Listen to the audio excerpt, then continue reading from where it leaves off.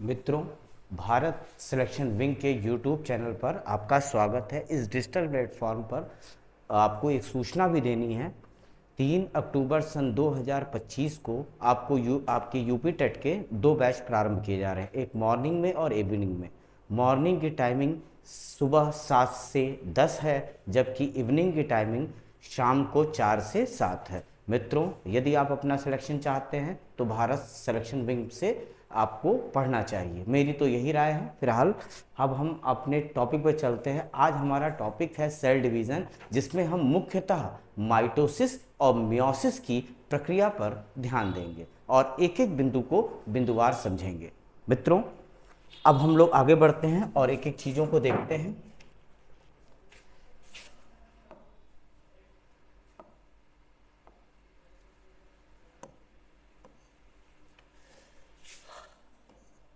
हम लोग cell division देख रहे हैं, जिसे हिंदी भाषा में कोशिका विभाजन कहा जाता है। ये विभाजन हमें 3 प्रकार के दिखेंगे। एक आपका असूत्री विभाजन, असूत्री विभाजन जिसे हम लोग एमाइटोसिस बोलते हैं। दूसरा है हमारा समसूत्री विभाजन,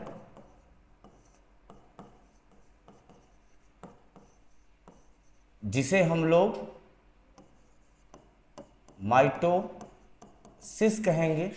और तीसरा विभाजन जो है वो है अर्ध सूत्री विभाजन, जिसे हम लोग मियोसिस के अंतर्गत देखेंगे। मित्रों, असूत्री विभाजन क्या होता है?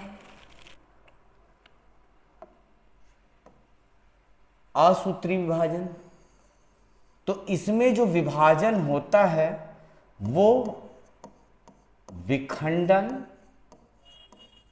या मुकुलन मतलब बडिंग के माध्यम से होता है। अगर हम इसमें एग्जाम्पल की बात करें तो हम इसमें अमीबा को देख सकते हैं।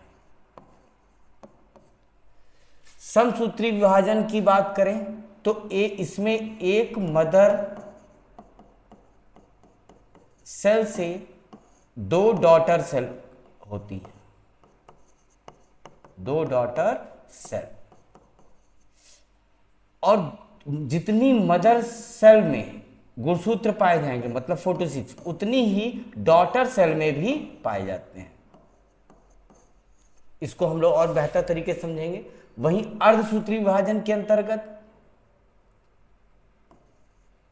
मदर सेल जो है ये भी 2 में बढ़ती है, डॉटर सेल में। और यहां पर गुणसूत्र 46 होते हैं, जबकि डॉटर सेल के क्या होते हैं? 23। अभी इसमें भी हमें देखना है आगे चलकर 23। ये फर्स्ट स्टेज होगा और ये आपका सेकंड स्टेज होगा। सेकंड स्टेज में आपको माइटोटिक के नेचर नजर आएंगे। माइटोटिक के नेचर नजर आएंगे। फिलहाल मित्रों, देर न करते हुए हम लोग और आगे बढ़ते हैं और अपना समसूत्री विभाजन माइटोसिस और हम लोग अर्धसूत्री विभाजन मियोसिस की तरफ ध्यान देते हैं। चलिए मित्रों, आगे देखते हैं।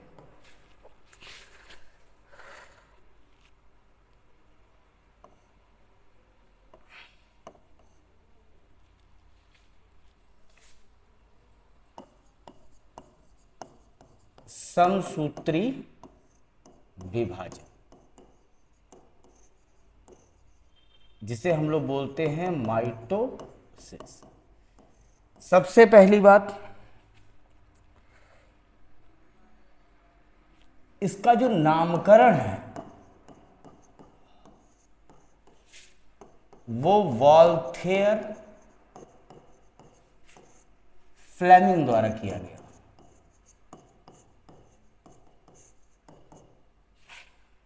वॉल्थेयर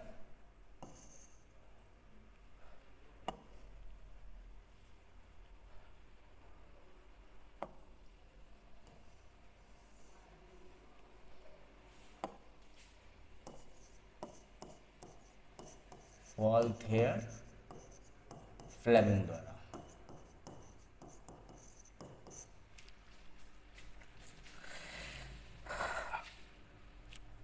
इसमें मैं आपको इतना बता ही चुका हूं। अगर हम इसमें बात करें तो इसमें जो आपके जो चरण होते हैं वो होते हैं 5 चरण। 5 चरण, 5 चरण। पहले चरण पर आते हैं तो पहला चरण है आपका विश्रामावस्था।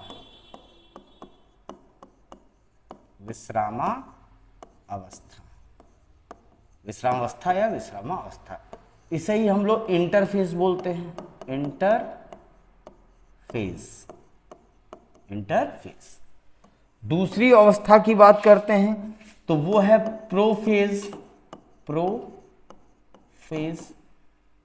तीसरे की बात करें वो है आपका मेटाफेज, मेटाफेज। चौथे चरण की बात करें तो वो है आपका एनाफेज।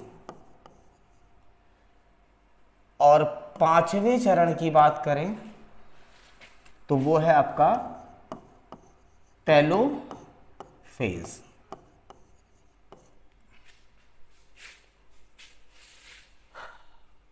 तो हमने समसूत्री विभाजन के अंतर्गत हमने देखा कि इसका जो नामकरण है वो वॉल्थेयर फ्लेमिंग महोदय के द्वारा किया गया है। और माइटोसिस शब्द का जो प्रयोग किया गया था वो सन 1882 में किया गया था। कब किया गया था मित्रों? 1882 में। इसके बाद में हम लोग आगे बढ़ते हैं और हम लोग विश्रामावस्था की बात करते हैं। विश्रामावस्था, या हम लोग इसे बोले इंटरफेज,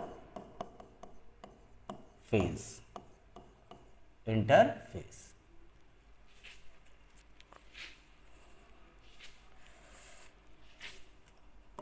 तो देखिए समसूत्री विभाजन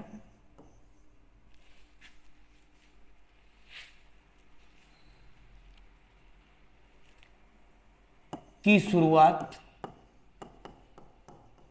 सर्वप्रथम किस अवस्था में होती है तो वो है विश्रामावस्था में। इस अवस्था में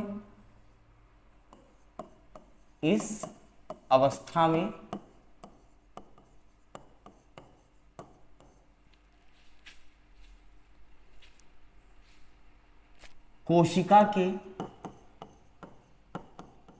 के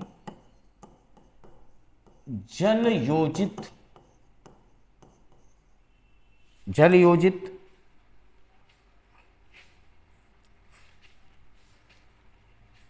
होने के कारण गुणसूत्र स्पष्ट रूप से दिखाई नहीं पड़ते हैं। अवस्था में कोशिका के जल योजित होने के कारण गुणसूत्र अर्थात क्रोमोसोम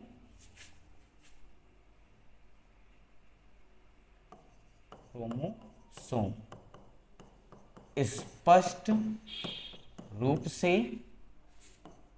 से दिखाई नहीं पड़ते हैं,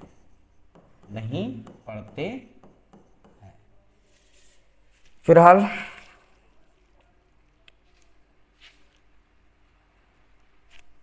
इस अवस्था में जो क्रोमैटिन मटेरियल है वो डिफ्यूज्ड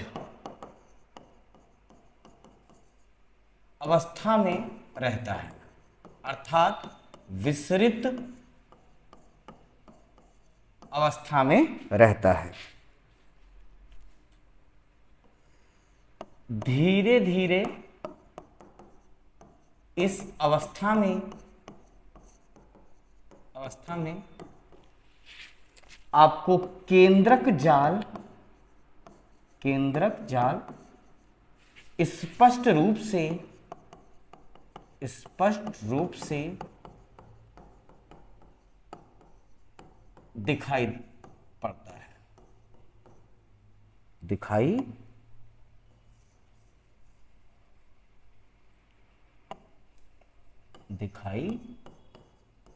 पड़ता है। ये तो भैया रही हमारी 5 चरणों में से पहली अवस्था, जिसका नाम था हमारा विश्रामावस्था। दूसरे की बात करते हैं, प्रोफेज।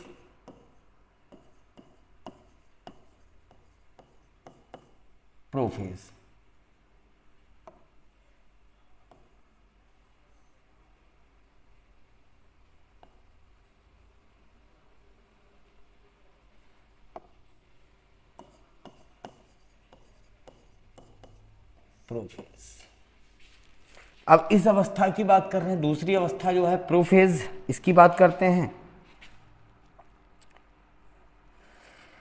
तो जो आपकी माइटोसिस की जो प्रक्रिया है,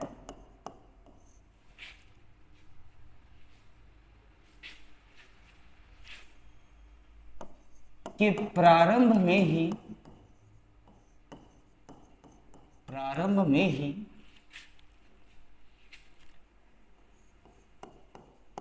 निर्जलीकरण शुरू हो जाता है, निर्जलीकरण शुरू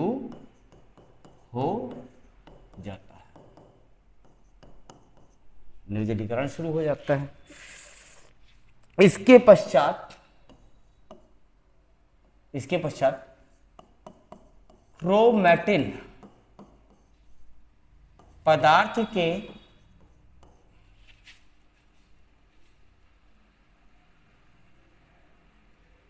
धागे टूटकर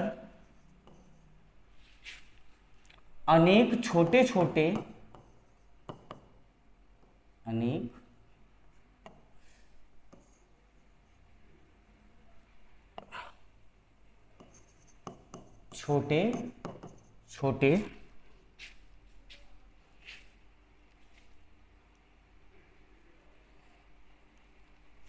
टुकड़ों में परिवर्तित हो जाते हैं।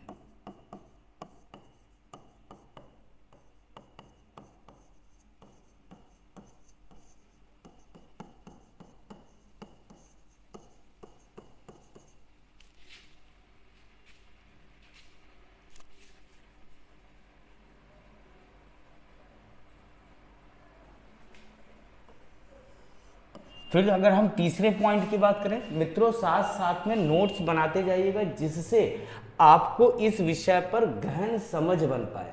मैं इसीलिए इसे पॉइंटेड रूप में लिख रहा हूं, जिससे आप इस पूरे कठिन प्रोसेस को सरल तरीके से आप समझ पाएं, और इसे ज़्यादा से ज़्यादा लोगों को शेयर भी करने का प्रयास करिएगा, क्योंकि टॉपिक बड़ा इंपॉर्टेंट है।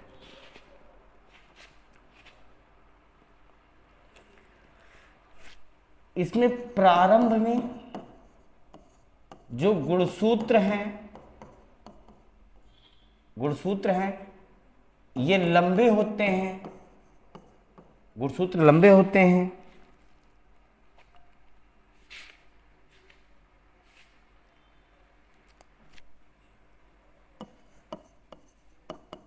प्रत्येक जीव की गुणसूत्रों की संख्या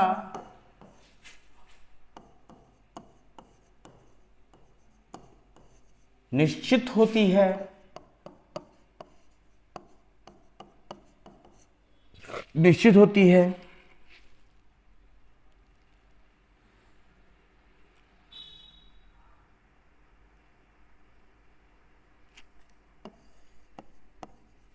प्रत्येक गुणसूत्र में एक विशिष्ट स्थान होता है, विशिष्ट स्थान होता है,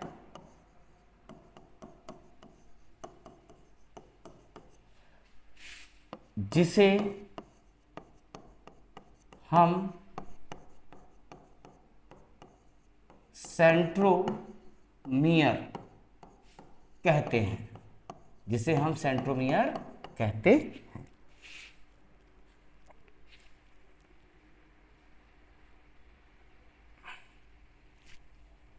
अब इसके बाद बात करें, गुणसूत्रों की लंबाई में दो अर्धभागों का में विभाजन होता है। गुणसूत्र जो है इसका दो भागों में विभाजन होता है, विभाजन होता है। चूंकि बच्चों पेज छोटा है तो हम लोग आगे बढ़ते हैं। परंतु परंतु दोनों क्रोमोसोम एक दूसरे से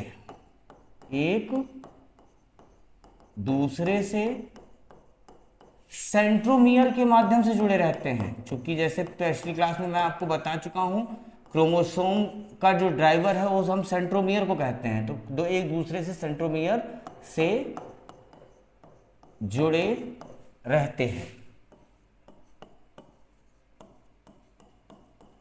जुड़े रहते हैं।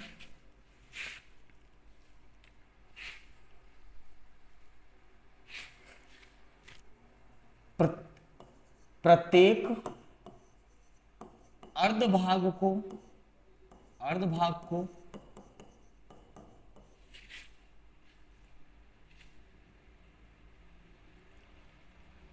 क्रोमैटिड्स बोलते हैं।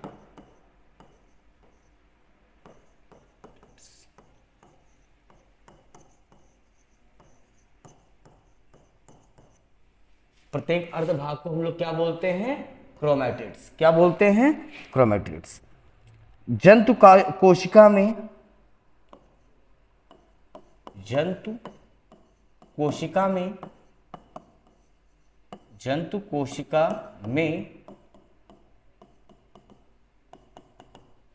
कोशिका में जो सेंट्रोसोम है, सेंट्रोसोम, अच्छा हिंदी माध्यम के लोग दिक्कत में होंगे तो उनको बता दें, तारककाय। तो जंतु कोशिका में सेंट्रोसोम्स दो भागों में विभाजित होकर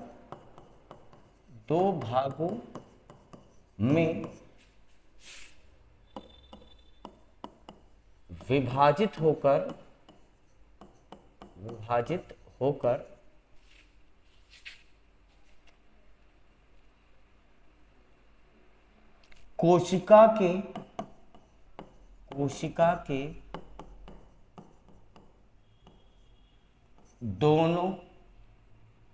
के दोनों ध्रुवों की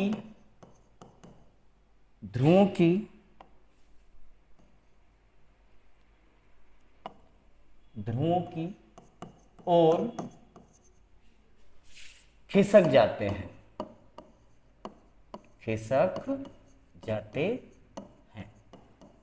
बच्चों एक एक चीज बड़ी जटिल है, चीजों को थोड़ा सा समझने का प्रयास करिएगा। ये चूंकि सेल डिवीजन है तो इसमें थोड़ा सा आप लोगों को दिक्कतें महसूस होंगी, इसीलिए इसको सरल और सुगम रूप से लिख कर आपको चीज़ों को बताने का प्रयास किया जा रहा है कि इसके मतलब क्या होते हैं। और हम लोग जो है वो प्रोफेज अवस्था में है। किस अवस्था में है? प्रोफेज। और अभी इसके जस्ट पहले हम लोगों ने विश्रामावस्था की अवस्था देखी थी, ठीक है, जिसे हम लोग इंटरफेज कह रहे थे।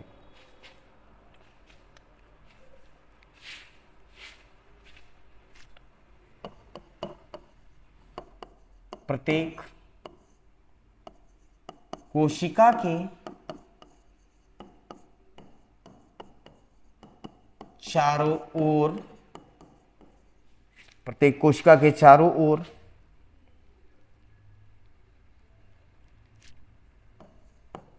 एस्ट्रल रेज निकलती हैं।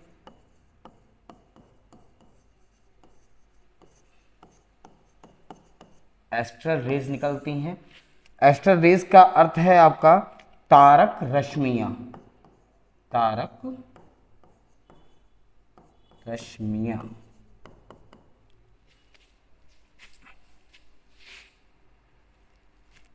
अब दोनों तारककाय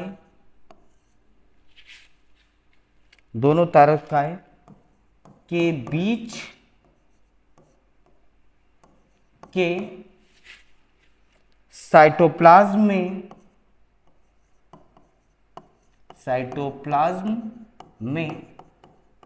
परिवर्तन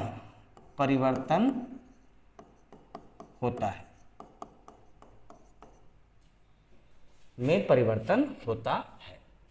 तो मित्रों जरा इसकी आप लोग जरा क्या बोलते हैं, आप लोग इसका स्क्रीनशॉट ले लीजिए, जिससे आपको ये चीज़ें और अच्छी तरीके से, बेहतर तरीके से समझ में आए।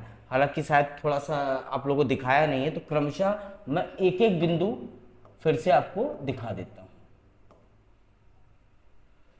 मित्रों देखिएगा, ये सेल डिवीजन है। सेल डिवीजन में आपको 3 टाइप के बताया गया, असूत्री विभाजन, समसूत्री विभाजन और अर्धसूत्री विभाजन। समसूत्री विभाजन, अर्धसूत्री विभाजन और आपका एक था असूत्री विभाजन। असूत्री विभाजन में विखंडन और मुकुलन के द्वारा कोशिका का डिवीजन होता है, जिसमें हमने आपको एक एग्जाम्पल बताया है अमीबा का। किसका बताया? अमीबा का। समसूत्री विभाजन में एक सेल से 2 डॉटर सेल होती हैं।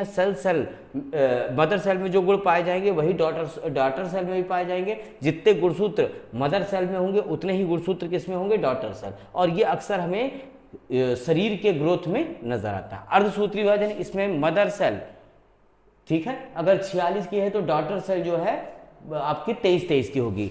यहाँ पर माइटोसिस में 2n बराबर 46 होता है और यहाँ मियोसिस में n बराबर 23 होता है। इतना मित्रों याद रखिएगा। इसकी आप लोग जो है स्क्रीनशॉट ले लें, जिससे आपको पढ़ने में समस्या ना हो। फिलहाल हम दूसरे सेगमेंट पर चलते हैं। अब यहां पर आपने देखा समसूत्री विभाजन, जिसे हम लोग माइटोसिस कह रहे हैं। क्या कह रहे हैं? माइटोसिस। इसका नामकरण जो है वॉल्थेयर फ्लेमिंग ने किया है। किसने किया है? वॉल्थेयर फ्लेमिंग। और कब किया है? तो 1882 में। इसमें कुल कितने चरण होते हैं? तो 5 चरण होते हैं। पहला चरण है विश्रामावस्था का, दूसरा है प्रोफेज का, तीसरा है मेटाफेज का, चौथा है एनाफेज का और 5वां है टेलोफेज का। किसका है? टेलोफेज। ये चरण अक्सर पूछे जा सकते हैं कि समसूत्री विभाजन में कुल कितने चरण होते हैं, तो आप बताएंगे 5। या तो क्वेश्चन ये बन सकता है उपरोक्त में से कौन सा चरण समसूत्री विभाजन के अंतर्गत शामिल है। ठीक है, तो इसमें आपके 5 ऑप्शन दिए होंगे और कूट में क्या बनेगा? 1 2 1 2 3 1 2 3 4। इस तरह से आपका एक क्वेश्चन आ सकता है। मित्रों आगे बढ़ते हैं। विश्रामावस्था में हम बात कर रहे थे। फिर पहले तो आप लोग स्क्रीनशॉट ले लीजिए मित्रों, जिससे आपको कोई दिक्कत ना हो। उम्मीद है आप लोगों ने स्क्रीनशॉट ले लिया होगा। अब हम आगे बढ़ते हैं। अब देखिए, यहां पर विश्रामावस्था की बात कर रहे हैं, तो यहां पर आप समसूत्री विभाजन की जो शुरुआत है वो किस अवस्था में हो जाती है? तो विश्रामावस्था में। किस अवस्था में मित्रों हो जाती है? विश्रामावस्था में। इस अवस्था में कोशिका के जल योजित होने के कारण ही गुणसूत्र आपको स्पष्ट रूप से दिखाई नहीं पड़ते। ठीक है, इसके बाद आपका क्रोमेटिन मटेरियल दिखाई पड़ता है। ठीक है, मगर वो किस अवस्था में होता है? डिफ्यूज, मतलब विस्तृत अवस्था में रहता है। इसके बाद धीरे धीरे इस अवस्था में केंद्रक जाल आपको स्पष्ट रूप से दिखाई पड़ने लगते हैं। मित्रों आप इसकी भी स्क्रीनशॉट ले सकते हैं। मैं बोर्ड से थोड़ी देर के लिए हट जाता हूं, जिससे आप स्क्रीनशॉट ले पाए। ठीक मित्रों, आगे बढ़ते हैं। इसके बाद में हम दूसरी अवस्था पर आए, प्रोफेज। प्रोफेज में हमने देखा कि माइटोसिस की प्रक्रिया के प्रारंभ में ही निर्जलीकरण की क्या हो जाती है? शुरुआत। उसके बाद ही तो आपको क्रोमेटिन पदार्थ दिखेगा। अगर क्रोमेटिन पदार्थ आगे चलकर धागे, क्रोमेटिन पदार्थ के जो धागे हैं वो टूटकर अनेक छोटे छोटे टुकड़ों में क्या हो जाएंगे? कन्वर्ट हो जाएंगे। प्रारंभ में गुणसूत्र कैसे होते हैं? लंबे। अब प्रत्येक जीव में गुणसूत्रों की संख्या बच्चों निश्चित होती है, जैसे कि मनुष्य में गुणसूत्रों की संख्या 46 है, अर्थात 23 पेयर्स गुणसूत्र पाए जाते हैं। प्रत्येक गुणसूत्र में एक विशिष्ट स्थान होता है जिसे हम लोग सेंट्रोमियर कहते हैं। जो गुणसूत्र लंबे होते हैं वो आगे चलकर दो भागों में क्या होते हैं? विभाजित होते हैं। मित्रों, आप इसकी भी स्क्रीनशॉट ले लीजिए जिससे आपको इस गहन टॉपिक की समझ बेहतर हो सके। मित्रों, आगे देखते हैं। फिर उसके बाद में देखा, परंतु दोनों क्रोमोसोम्स उसके बाद एक दूसरे से किसके माध्यम से जुड़े हैं? सेंट्रोमियर। प्रत्येक अर्धभाग को हम लोग क्या बोलते हैं? क्रोमैटिड। जंतु कोशिका में सेंट्रोसोम दो भागों में विभाजित होकर कोशिका के दोनों ध्रुवों की ओर क्या है? खिसक जाते हैं। प्रत्येक कोशिका के चारों ओर एस्ट्रल रेज निकलती हैं और दोनों तारकाय के बीच में साइटोप्लाज्म में परिवर्तन होता है। अब मित्रों आगे बढ़ते हैं। आप इसका भी स्क्रीनशॉट ले सकते हैं जिससे विषय पर आपकी गहन समझ बन सके। ठीक हो मित्रों, साइंस सरल सब्जेक्ट है, नंबर भी देता है, वो भी पूरे पूरे। आसानी से लेना है तो ढंग से इसको पढ़ना है। जितना अच्छा पढ़ेंगे उतनी अच्छी प्रैक्टिस करेंगे, फलस्वरूप आपको जनरल स्टडीज के जो सब्जेक्ट्स हैं उसमें आपको नंबर मिलता है। More practice more number. Clear मित्रों? उम्मीद है आप लोगों ने इसकी स्क्रीनशॉट ले ली होगी। अब हम लोग और आगे बढ़ते हैं। एक एक चीजें हम लोग पढ़ते जाते हैं, स्क्रीनशॉट भी लेते जाते हैं जिससे हमें कोई समस्या ना हो।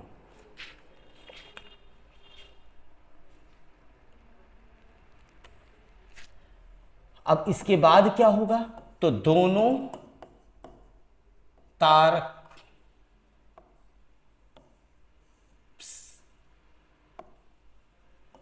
दोनों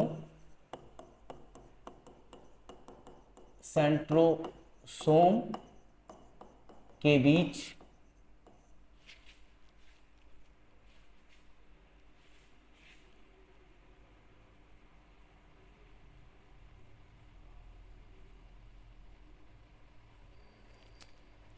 स्पिंडल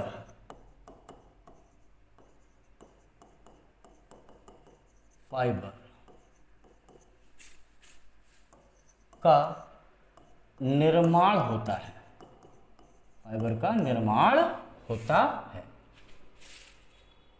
निर्माण होता है। जानबूझकर बच्चों इंग्लिश शब्द का प्रयोग किया जा रहा है जिससे आपके क्वेश्चन सही हो जाए। अक्सर हिंदी जो है इतनी क्लिष्ट हो जाती है कि हमारे क्वेश्चंस क्या हो जाते हैं? गड़बड़। हमें अपने कुछ चीज़ों को गड़बड़ नहीं होना देना है, क्योंकि एक एक नंबर ही वह कारण बनता है जो सिलेक्शन का आधार हो। फिलहाल अगले बिंदु पर बात करते हैं। अब इसके पश्चात जो क्रोमोसोम है,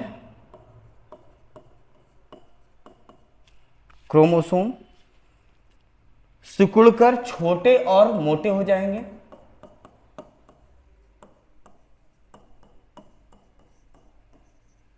छोटे प्लस मोटे हो जाएंगे। छोटे प्लस मोटे हो जाएंगे। अब मित्रों एक नोट पॉइंट भी हमें याद रखना है। अगर हम प्लांट सेल की बात कर रहे हैं तो इसमें स्पिंडल फाइबर तो बनते हैं, मतलब तुर्क धागे तो बनते हैं। तुर्क धागे तो बनते हैं, परंतु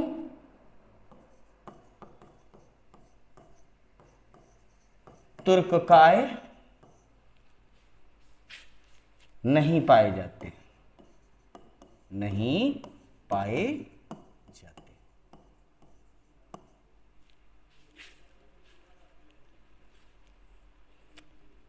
इसमें धीरे धीरे आपकी केंद्रक झिल्ली भी जो है, केंद्रक झिल्ली वो भी क्या हो जाएगी? गायब हो जाएगी।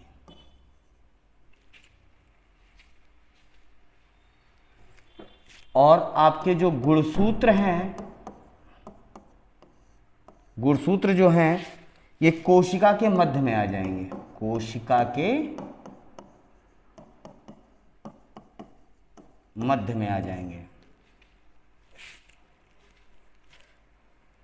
अब जैसे ही केंद्रक झिल्ली गायब होती है उसी के साथ में आपकी प्रोफेज की जो अवस्था है, प्रोफेज की अवस्था है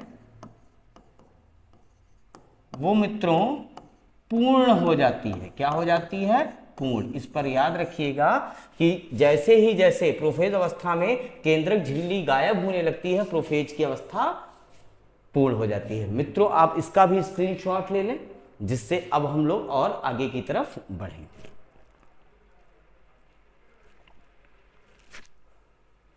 मित्रों उम्मीद है आप लोगों ने ये कर लिया होगा। ठीक है मित्रों, अब हम आगे बढ़ते हैं और हम लोग इसकी तीसरी अवस्था मेटाफेज की तरफ आते हैं। तीसरी अवस्था जो है वो है मेटाफेज। आप लोग चाहेंगे तो इसकी इंग्लिश भी लिख दे रहे हैं, मेटाफेज। हिंदी माध्यम के बच्चों से यही कहेंगे कि इंग्लिश में ही इसके टर्मोलॉजी को आप देखें, जिससे आपकी चीजें क्लियर हो। इसमें जो है आपका जो तुर्क है, मतलब स्पिंडबल, ये पूर्ण विकसित हो जाते हैं, पूर्ण विकसित हो जाते हैं। जो तुर्क है या स्पिंडबल है वो पूर्ण विकसित हो जाते हैं। जो स्पिंडबल है, स्पिंडबल के बीच वाला जो पार्ट है, बीच का, स्पिंडबल के बीचों बीच का, अच्छा बीचों बीच,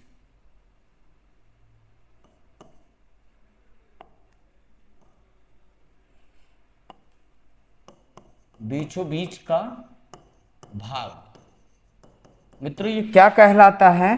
तो आप जान लीजिए, इसे हम लोग बीचों बीच का भाग जो है इसे हम लोग मध्यवर्ती रेखा बोलते हैं। मध्यवर्ती रेखा, मध्यवर्ती रेखा।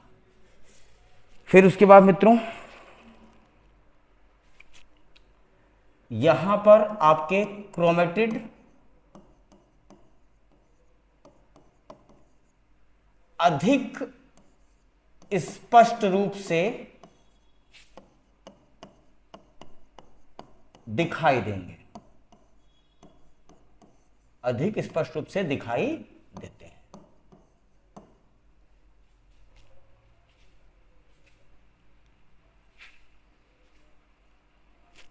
और इसमें जो आपका क्रोमोसोम है,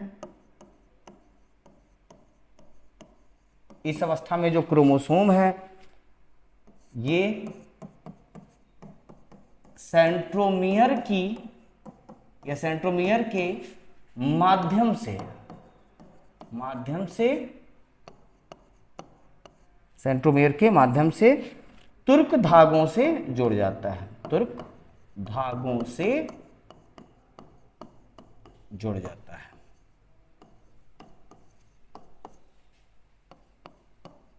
मित्रों एक एक चीज आपको बहुत स्पष्ट तरीके से लिख दी गई है, समझा दी गई है, चीजों को बताया गया है। इसमें कोशिश यही है कि आपका ऐसा कोई पॉइंट छूटने ना पाए जो आपके एग्जाम ओरिएंटेड हो और आपका एक नंबर का नुकसान हो। मैं नहीं चाहता कि आपका एक भी नंबर इधर से उधर हो, इधर हो जाए उधर तो ना हो। रुकिए मित्रों, एक बार आप इसका स्क्रीनशॉट ले लें, जिससे आपका चीज़ें आज बेहतर तरीके से देखें, आप नोट्स बनाएं और उसको पढ़ें, जिससे लगे कि क्लास नोट्स अच्छे लेवल पर बने हैं और उससे नंबर भी बन रहे हैं। हालांकि मित्रों प्रैक्टिस सेट लगाने मत भूलिएगा, पढ़ते जाइए, प्रैक्टिस सेट सॉल्व करते जाइए, जिससे आपके नंबर और बेहतर हो पाए, जिससे आपकी अच्छी सी जॉब लगे। आप भी कभी मिल जाएं हम तो हमको भी लड्डू खिलाइए, आप भी खाइए।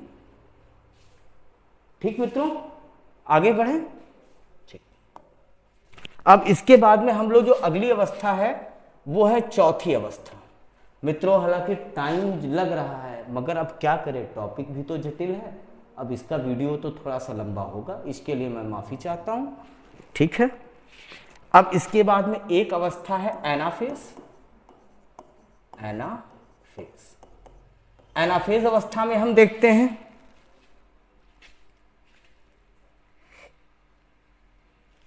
इसमें क्रोमोसोम जो है, या क्रोमोसोम का जो सेंट्रोमियर है, सेंट्रोमियर, ये दो भागों में बढ़ जाता है। सेंट्रोमियर दो भागों में बट जाता है, बट जाता।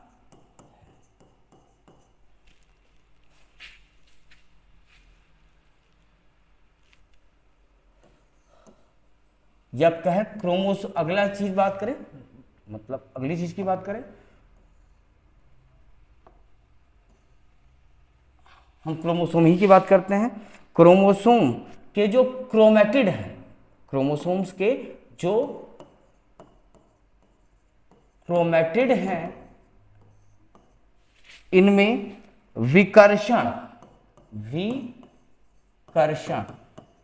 विकर्षण बोले तो हम लोग इसे बोलते हैं रिपल्सन,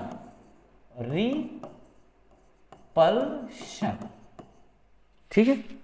तो क्रोमेटिड के मध्य विकर्षण हो जाता है, और विकर्षण होगा तो दोनों क्रोमेटिड एक दूसरे के विपरीत जाने लगते हैं मित्रों। किधर जाने लगते हैं? विपरीत जाने लगते हैं, विपरीत जाने लगते हैं।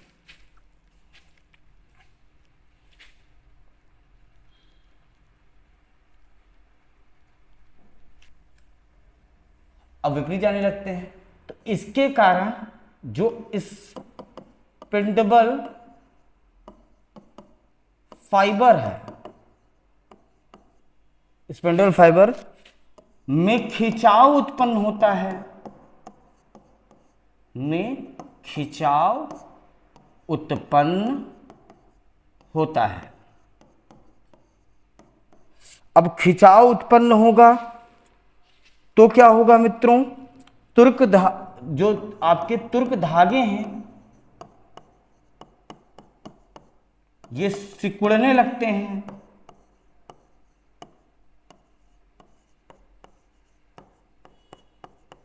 तुर्क धागे क्या हैं? सिकुड़ने लगते हैं। फलस्वरूप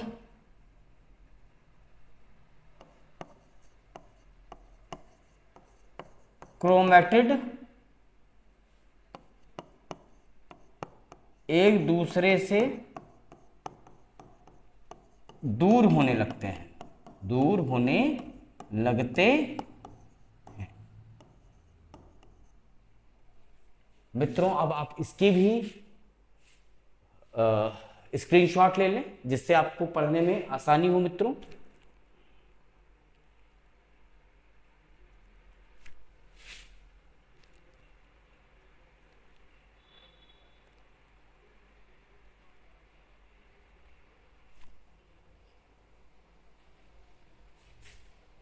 मित्रों यहीं पर एक चीज और बताते हैं। अब जो है वो क्रोमेटिड विपरीत ध्रुवों की ओर, विपरीत ध्रुवों की ओर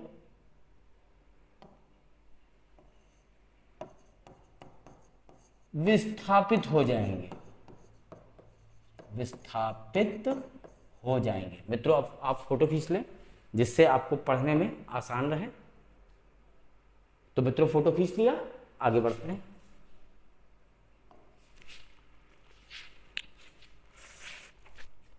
अब इसके बाद में जो आपके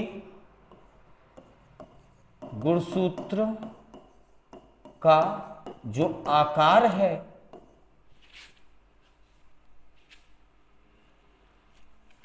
वो V या कहिए U, साइज में हो जाता है, ये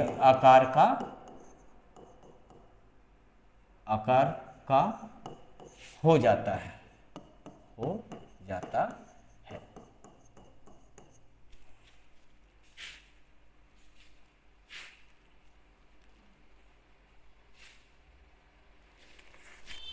इस तरह से अब जो प्रत्येक क्रोमैटिड है ये आपकी संतति कोशिका कहलाएगी, संतति कोशिका कहलाती है। अब ये जो संतति कोशिका, इसे हम लोग बोलते हैं डॉटर सेल, ये याद रखना मित्रों। अब हमारी जो अंतिम अवस्था है वो है टेलीफेज, उसके बाद हम साइटोकाइनेसिस देखेंगे और अपनी क्लास का एंड करेंगे। हालांकि मित्रों आप इसकी भी एक बार स्क्रीनशॉट ले सकते हैं जिससे आपको पढ़ने में आसानी और सुविधा हो। ठीक मित्रों, स्क्रीनशॉट आप लोगों ने ले लिया होगा, ऐसा हम उम्मीद कर रहे हैं। आगे बढ़ते हैं। अब जो हमारी अगली अवस्था है वो है टेलोफेज, TELOPHASE,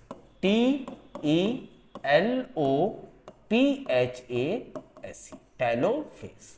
ठीक, अब इस अवस्था में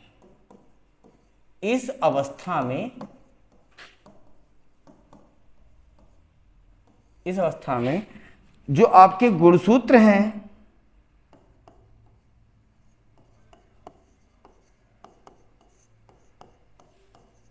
विपरीत दिशा में खिसकते या खिसकते हुए सेंट्रोसोम के निकट पहुंच जाते हैं, सेंट्रोसोम के निकट पहुंच जाते हैं। मित्रों सेंट्रोसोम मतलब तारक काय पहुंच जाते हैं। ठीक, अब इस अवस्था में ही आप ये जानिएगा न्यूक्लियर मेम्ब्रेन का आपका निर्माण होता है। किसका निर्माण होता है? Nuclear membrane. ठीक है, और इस तरीके से यहां पर एक मदर सेल से डॉटर सेल बनती है, अब मित्रों इसकी भी आप लोग फोटो ले सकते हैं या स्क्रीनशॉट ले सकते हैं।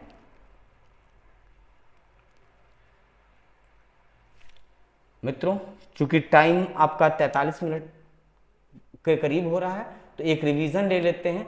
कल हम लोग साइटोकाइनेसिस देखेंगे और समसूत्री विभाजन के महत्व पर चर्चा करेंगे, सिग्निफिकेंस ऑफ माइटोसिस। ठीक मित्रों, वादा रहा कि कल हम इसके बारे में बात करेंगे, थोड़ा सा मियोसिस के बारे में भी हम लोग बात करेंगे। हालांकि मियोसिस पूरी हमारा टॉपिक ही है तो हम लोग इसको सामान्य तरीके से इसकी अवस्थाओं को ही जानने का प्रयास करेंगे। अपने आप को थोड़ा सा यहाँ पर हम लोग क्या करेंगे, सीमित, कि हम लोग अच्छी नॉलेज के साथ में क्वेश्चंस पर बढ़ सकें। और मियोसिस रहा उसे हम लोग जेनेटिक्स के अंतर्गत आनुवांशिक सब कुछ समझ लेंगे, चिंता करने की कोई बात नहीं है मित्रों। आगे ठीक, चलिए मित्रों, तो आप लोगों ने इसका स्क्रीनशॉट भी ले लिया होगा। तो अब हम लोग इसको जरा आप लोग रिवाइज करने का प्रयास करते हैं। कल हम लोग जो है साइटोकाइनेसिस देखेंगे, चलिए मित्रों आगे बढ़ते हैं और इसको एक बार हम लोग रिवाइज कर लेते हैं जिससे हमारी चीजें सरल और सुगम हो।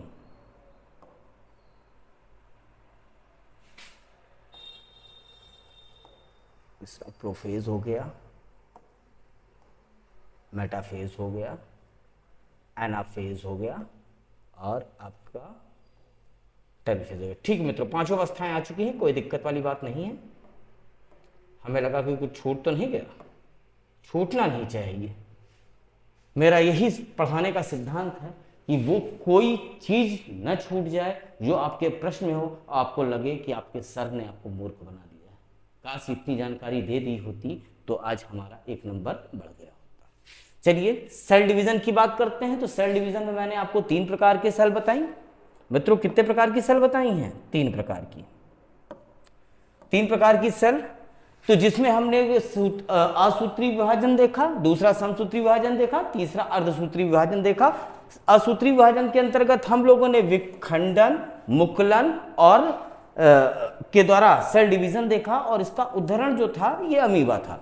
फिर उसके बाद में हम समसूत्री विभाजन में देखा कि इसमें जो है जितने क्रोमोसोम्स जो है मदर सेल में है उतने ही डॉटर सेल्स में है। जो गुण मदर सेल्स में है वही गुण डॉटर सेल्स में है। ठीक है, यहां पर 2n बराबर 46 याद रखिएगा। ठीक, जितने मदर सेल्स के होंगे उतने ही डॉटर सेल्स के होंगे, कोई डिफरेंस नहीं होगा। तो यहाँ वहीं पर अर्धसूत्री विभाजन में हम देखते हैं मदर सेल के 46 गुणसूत्र हैं, जो कि आगे चलकर डॉटर सेल में 23 हो जा रहे हैं, जहां पर हमको मियोसिस के लक्षण नजर आ रहे हैं। फिर उसके बाद में जहां एम्ब्रियो डेवलपमेंट आप लोगों ने देखा था, वहां पर हमने देखा था 23 वो किस में कन्वर्ट हो गया है? 23। ठीक है, ये माइटोटिक नेचर है। कैसा नेचर है? माइटोटिक। चलिए समसूत्री विभाजन, इसका नामकरण 1882 में जिस व्यक्ति ने किया वॉल्थेयर फ्लेमिंग है। अब समसूत्री विभाजन के अंतर्गत 5 चरण होते हैं: इंटरफेज, प्रोफेज, मेटाफेज, एनाफेज और टेलीफेज। कौन कौन से 5 लक्षण? इंटरफेज, प्रोफेज, मेटाफेज, एनाफेज और टेलीफेज। विश्रामावस्था की बात करते हैं तो समसूत्री विभाजन की इसमें शुरुआत होती है। इस अवस्था में कोशिका के जल योजित होने के कारण गुणसूत्र स्पष्ट रूप से आपको दिखाई नहीं पड़ते हैं। याद रखिएगा, इसमें जो है आपका क्रोमोसोम दिखाई नहीं पड़ता है। फिर उसके बाद क्रोमैटिन मटेरियल जिस अवस्था में रहते हैं, मतलब है किस अवस्था में रहते हैं? डिफ्यूज अवस्था में रहते हैं। धीरे धीरे इस अवस्था में केंद्रक जाल आपको स्पष्ट रूप से क्या होने लगेंगे? दिखाई देने लगेंगे। मित्रों देख ही रहे, समझ ही रहे, आगे बढ़ते हैं। प्रोफेज, तो माइटोसिस की प्रक्रिया प्रारंभ में ही क्या शुरू हो जाता है? निर्जलीकरण। क्रोमैटिन पदार्थ जो है धागे, जो क्रोमैटिन पदार्थ है ये धागे में टूटकर अनेक छोटे छोटे टुकड़ों में परिवर्तित हो जाते हैं। प्रारंभ में गुणसूत्र कैसे होते हैं? लंबे। प्रत्येक जीव की गुणसूत्रों की संख्या आपको पता है कैसी रहती है? निश्चित। प्रत्येक गुणसूत्र में एक विशिष्ट स्थान होता है। इस विशिष्ट स्थान को हम लोग क्या बोलते हैं? सेंट्रोमियर। क्या बोलते हैं? सेंट्रोमियर। गुणसूत्र इसमें 2 भागों में विभाजित होगा, या 2 भागों में गुणसूत्र, जो लंबे गुणसूत्र हैं उनका 2 भागों में विभाजन होता है। परंतु दोनों क्रोमोसोम एक दूसरे से किसके माध्यम से जुड़े रहते हैं? क्रोमोसोम किसके माध्यम से जुड़ा रहता है? सेंट्रोमियर। प्रत्येक अर्धभाग को हम लोग क्रोमैटिड बोलते हैं। जंतु कोशिका में जो तारकाय या सेंट्रोसोम है ये 2 भागों में विभाजित होकर कोशिका के दोनों ध्रुवों की ओर क्या होते हैं? खिसक जाते हैं, मतलब अपोजिट साइड में चले जाएंगे। प्रत्येक कोशिका के चारों ओर क्या पाई जाएंगी? एस्ट्रल रेज निकलती हैं। दोनों तारकाय के बीच में साइटोप्लाज्म में क्या होने शुरू होते हैं? चेंजेस होने शुरू होते हैं, मतलब परिवर्तन होना शुरू हो जाता है। फिर दोनों सेंट्रोसोम्स के बीच स्पेंडेबल फाइबर का निर्माण होता है। क्रोमोसोम्स के सिकुड़ने से जो क्रोमोसोम्स हैं वो छोटे होने लगते हैं और मोटे होने लगते हैं। वहीं नोट एक बता दिया गया आपको कि plant cell spendable fibre, plant cell में स्पेंडेबल फाइबर तो बनते हैं किंतु क्या नहीं बनते? तुर्ककाय नहीं बन पाए जाते। धीरे धीरे अब केंद्रक झिल्ली जो है इसमें क्या होने लगती है? गायब। और जहां गायब होगी वहीं से प्रोफेज अवस्था क्या हो जाएगी? कंप्लीट हो जाएगी। और ये याद रखिए गुणसूत्र जो है ये कहां पर हो जाएंगे? कोशिका के मध्य में। फिर उसके बाद मेटाफेज, स्पेंडेबल फाइबर इसमें पूर्ण रूप से विकसित होता है। स्पेंडेबल बीच के बीचों बीच का भाग हमें क्या कहते हैं? मध्यवर्ती रेखा। क्रोमैटिड अधिक स्पष्ट रूप से इसमें दिखाई देने लगते हैं। वहीं क्रोमोसोम सेंट्रोमियर के माध्यम से तुर्क धागों से जुड़ जाते हैं। आगे बढ़ते हैं। एनाफेज, इसमें क्रोमोसोम जो है वो सेंट्रोमियर जो है, क्रोमोसोम के पास जो सेंट्रोमियर जो है 2 भागों में बढ़ जाता है। क्रोमैटिड के मध्य विकर्षण उत्पन्न हो जाता है। दोनों क्रोमैटिड एक दूसरे से क्या होने लगते हैं? अलग होने लगते हैं और विपरीत दिशा में जाने लगते हैं। अब स्पेंडेबल फाइबर में क्या होने लगेगा? खिंचाव होने लगेगा। तुर्क धागे क्या होने लगेंगे? सिकुड़ने लगेंगे। और क्रोमैटिड जो है एक दूसरे से में टूटने लगते हैं। क्रोमेटिड जो है एक दूसरे से टूट जाते हैं और विपरीत ध्रुवों की ओर क्या हो जाते हैं, विस्थापित हो जाते हैं। ठीक, इसके बाद गुणसूत्रों के आकार की बात करते हैं तो यहां पर ये वी या यू आकार के हो जाते हैं। प्रत्येक क्रोमेटिड जो है ये संतत कोशिका कहलाती है और संतत कोशिका से ही, मतलब संतत कोशिका का मतलब है डॉटर सेल, मतलब मदर सेल से डॉटर सेल क्या हो रही है, डेवलप हो रही है। मदर सेल से डॉटर सेल डेवलप हो रही है। यहां पर मैंने बताया था गुणसूत्र जो है 2n बराबर कितने होंगे, 46 होंगे। और यहां पर वही लक्षण आपको डॉटर सेल में भी दिखेंगे। यहां पर भी 2n बराबर क्या होगा, 46 होगा। जो लक्षण मदर सेल में पाए जाएंगे वही डॉटर सेल में पाए जाएंगे। मित्रों, जैसा कि आप देख रहे हैं चीजें बहुत सरल हैं, आपको सुगम्य तरीके से समझ में आ रही है। हमें यह भी पता है, हमारी टीम ये बता रही है कि सर बहुत लंबी क्लास हो रही है, मगर क्या करें, अभी एक पन्ना बाकी है, क्या कर सकते हैं। ठीक है, टॉपिक जटिल है, बीच में छोड़ भी तो नहीं सकते। छोड़ेंगे तो आपके 1 नंबर कम पड़ेंगे। 1 नंबर पाना है कि आगे बढ़ना है, अब आप लोग ध्यान रखिएगा। वैसे मेरे बच्चों ने मुझे बताया है, पढ़ो चाहे जहां से सिलेक्शन होगा यहां से आगे फिलहाल बढ़ते हैं। टेलीफेज या टेलोफेज की अवस्था, इस अवस्था में गुणसूत्र जो है विपरीत दिशा में खिसकते हुए सेंट्रोसोम के निकट पहुंच जाते हैं। इसी अवस्था में न्यूक्लियर मेम्ब्रेन का निर्माण हो जाता है और मदर सेल से क्या बन जाती है, डॉटर सेल। मित्रों, कल हम लोग, ठीक है, आपको साइटोकाइनेसिस और, ठीक है, इंपॉर्टेंस ऑफ माइटोसिस या सिग्निफिकेंस ऑफ माइटोसिस की प्रक्रिया पर चर्चा करेंगे और साथ में मियोसिस की भी प्रक्रिया आपको बता देंगे। हालांकि उसको शॉर्ट फॉर्म में बताया जाएगा जिससे चीजें आपको सरल हो। क्योंकि यहां पर आपके बॉडी की ग्रोथ होनी थी तो बताना तो जरूरी था कल आपके। और ये सब सोमैटिक सेल पर है। किस पर है, सोमैटिक सेल। और सोमैटिक सेल को हिंदी भाषा में दैहिक कोशिका, दैहिक कोशिका में जब विभाजन होता है जिसके कारण आप शिशु अवस्था से प्रौढ़ावस्था में पहुंचते हैं, शरीर की क्या होती है, ग्रोथ होती है। ठीक मित्रों, तो इसी तरीके से अब मैं अपनी वाणी को विराम देता हूं। उम्मीद है आपको मेरी क्लास समझ में आएगी। जाते जाते हुए भी आपको एक मैसेज देकर जाता हूं कि भारत सिलेक्शन विंग में यूट्यूब चैनल तो आपका प्रेजेंट हो ही चुका है और साथ में 3 अक्टूबर सन 2025 को यूपी टेट का बैच प्रारंभ हो रहा है, मॉर्निंग और इवनिंग शिफ्ट। मॉर्निंग शिफ्ट आपकी कितने बजे है मित्रों, सुबह क्लास में बताया आपको कि भैया मॉर्निंग शिफ्ट 7 से लेकर 10 और इवनिंग शिफ्ट 4 से लेकर 7 बजे तक है। आप यहाँ पर आएं और अपने सिलेक्शन का मार्ग प्रशस्त करें। मित्रों, हम आगे बढ़ते हैं और अपनी वाणी को विराम देते हैं।